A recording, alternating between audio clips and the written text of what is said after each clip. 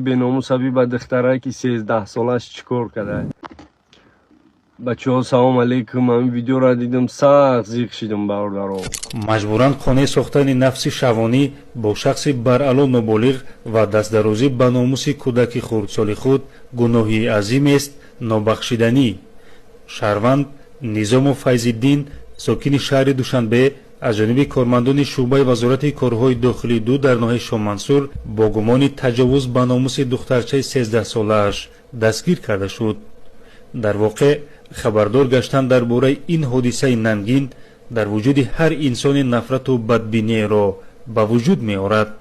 نخواد پدر با چنین بیرحمی مخصوص نفس شهوانی خود را با دخترچه نابالغش خانه سازد، ولی در رفت تفتیشات و سنجش دلیل‌های جمع‌آوری شده در این کردار بسیار ننگاور دست داشتن نظام فیض‌الدین ثابت گردید.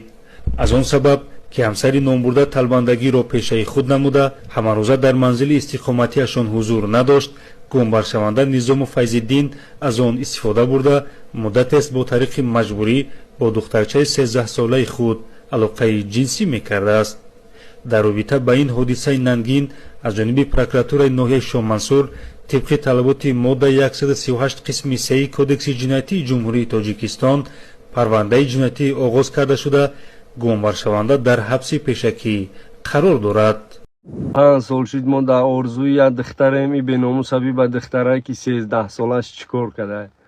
الله خورد کنه به ناموس با کدام ننگ ناموس دمی کار کردی با کدام عقلت پدر نلات دامو ترما даже лишний тра باید بپرونن ای так тра در ترما уже بگیم چیتای що ти мордаги там дромади уже میکشند. نه خود دختری 13 سالت خطی پات مسلمانی کافر می کار نمیکنه.